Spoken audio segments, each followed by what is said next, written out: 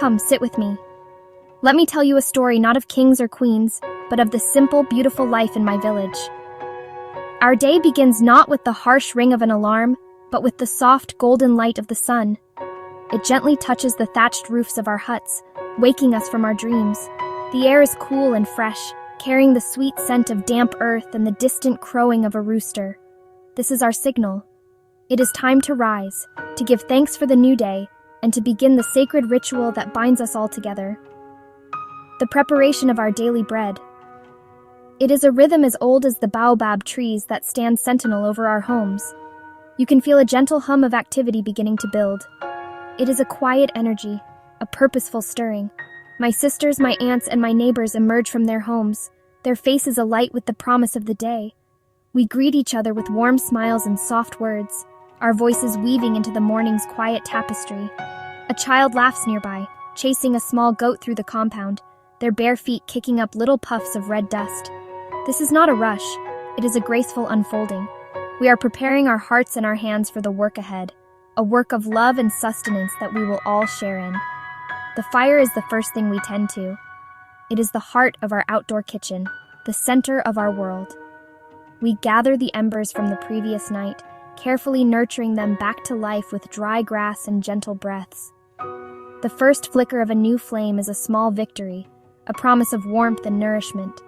Soon, a steady fire will be crackling, its warmth chasing away the last of the morning chill.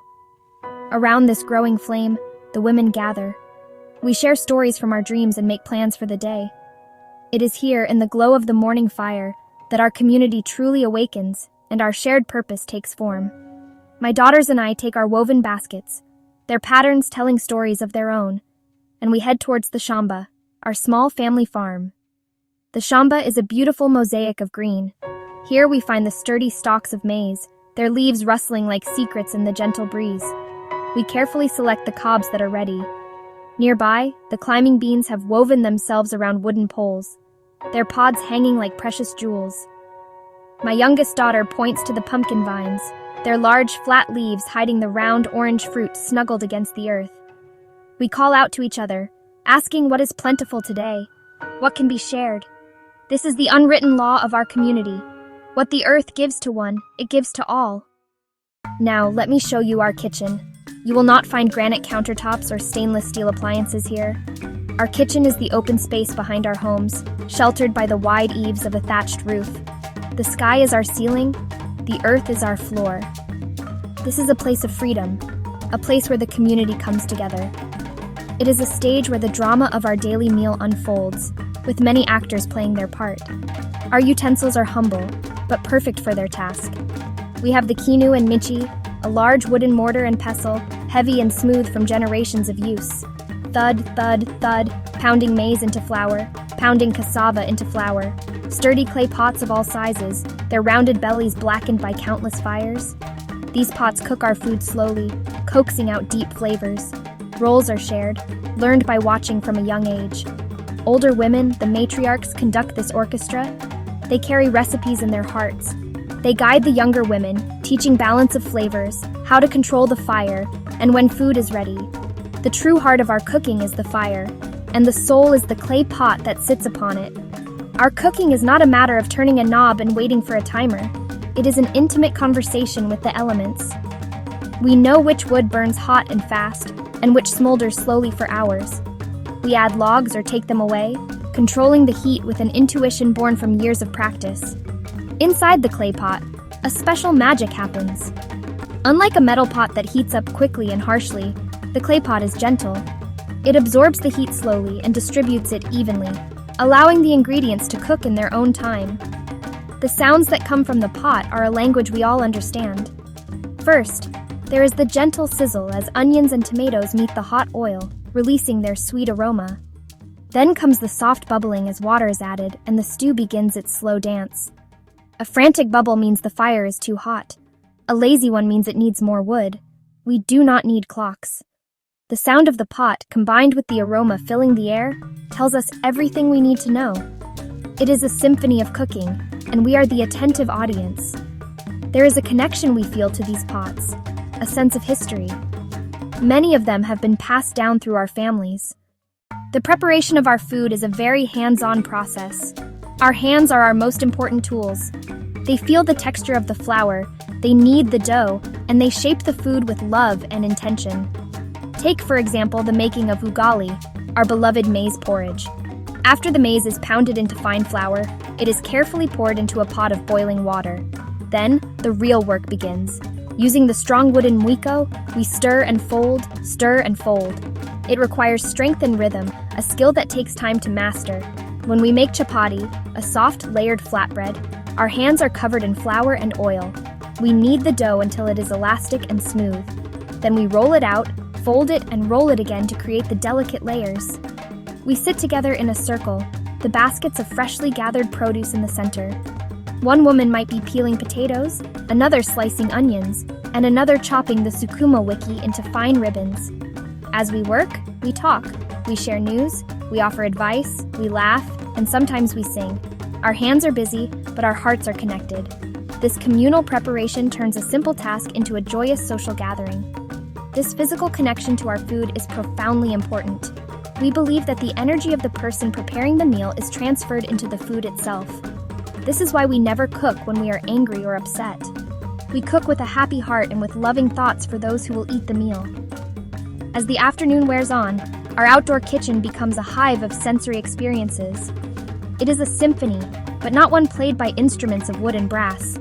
It is a symphony of life, of community, and of cooking. Close your eyes for a moment and just listen. You can hear the steady, rhythmic thump, thump, thump of the pestle in the mortar, a deep and earthy bass line. Layered on top of that is the cheerful crackle and pop of the cooking fire, a sound that speaks of warmth and transformation.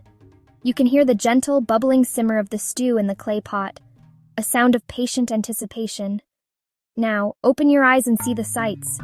The air is hazy with the fragrant blue smoke from the wood fires. You can see the deep green of the sukuma wiki, the bright orange of carrots, the rich red of tomatoes. You see the women moving with a practiced grace, their colorful kangas a blur of motion as they stir, chop, and serve. Children dart in and out, their faces dusty and lit with excitement, drawn by the irresistible pull of the cooking area. And the smells. The aroma is perhaps the most powerful part of the experience. At first, it is the sharp, clean scent of chopped onions and garlic hitting hot oil. Soon, that is joined by the sweet, earthy smell of simmering tomatoes and spices like ginger and coriander. As the ugali cooks, the air fills with the wholesome, comforting scent of maize. All these aromas weave together, creating a perfume that is unique to our village kitchen. It is a smell that says welcome. It is the smell of love being made edible. The dishes we cook are the edible chapters of our history. Each recipe tells a story of our land, our seasons, and our ancestors. One of our most common and beloved meals is a simple but hearty stew served with a generous portion of ugali. The stew can be made with whatever is abundant at the time.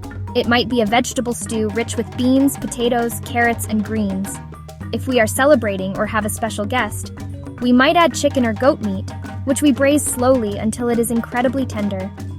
The sauce is the heart of the stew, a thick, flavorful gravy made from tomatoes, onions, and our unique blend of spices. Every family has its own small variations on these traditional dishes, a secret ingredient or particular technique passed down from a grandmother. My aunt, for instance, adds a little bit of crushed groundnut to her stew, which gives it a wonderful creamy texture and nutty flavor. Another family might use a specific wild herb they forage from the nearby forest, adding a taste that is uniquely theirs. These small differences are celebrated. When we share food at community gatherings, we love to taste each other's cooking, to recognize the familiar dish, to appreciate the personal touch that each cook brings to it. It is a way of sharing not just food, but our family identities. For a wedding, the entire village comes together to prepare a massive feast. We make special dishes that are reserved for such occasions, like pilau, a fragrant spiced rice, or mukimo, a delicious mixture of mashed potatoes, maize, beans, and greens. For the birth of a baby, we cook nourishing broths and soft foods for the new mother. Food is our language of celebration, of sympathy, of support, and of love. It is how we show we care.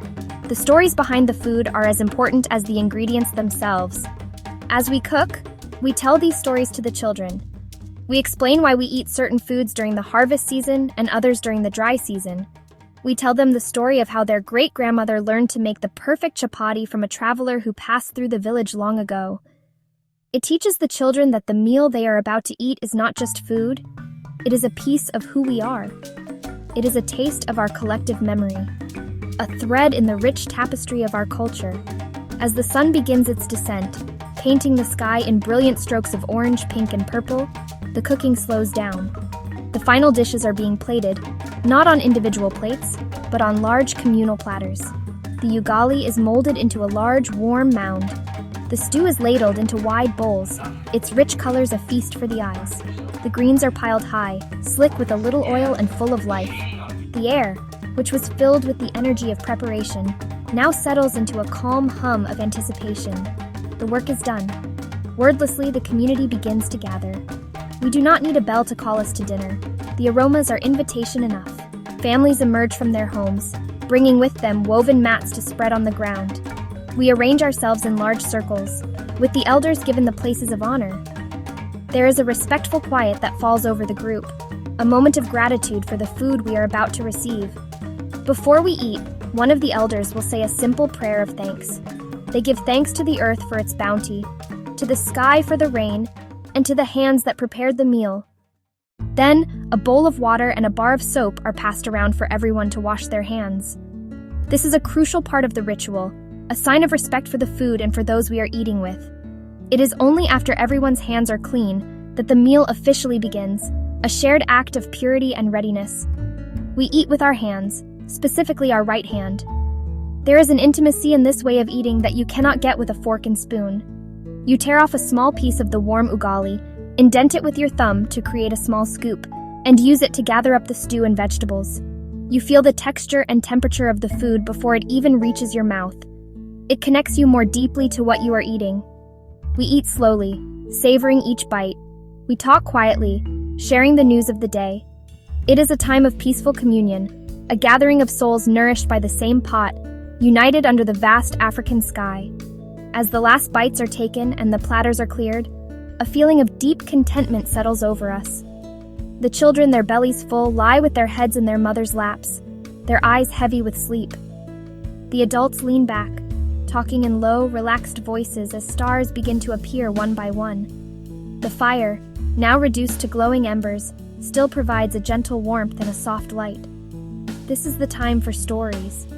An elder begins to recount a tale, a fable with a moral. Everyone, young and old, listens intently, imagination sparked by the words. Sharing a meal is the final, most important ingredient in our recipe for community. It is the glue that holds us together. We planted the seeds, we harvested the vegetables, we pounded the grain, we stirred the pots. Now we reap the reward. The reward is not just food, but the feeling of unity it creates. In this circle, there is no hierarchy. We are all equal, part of the same family, sustained by the same earth and the same effort. The meal erases small disagreements and reinforces shared bonds. Resilience in the elders' eyes, hope in the young parents' faces, the future in the sleeping children. We have nourished our bodies. More importantly, we have nourished our community spirit. We are stronger together. We rely on each other. Our well-being is tied to everyone's. This is a lesson we live every day, made real every evening when we gather to eat. Cooking in my village is about more than preparing food. It is a daily practice of our culture. It is a celebration of our relationship with the land. It is a school for our children. It is a social hub for our adults. It is an expression of love.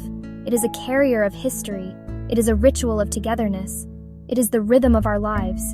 From the first light of dawn to the last glowing ember of the night, the process of creating and sharing a meal defines us. It makes our village not just a place to live, but a place to belong.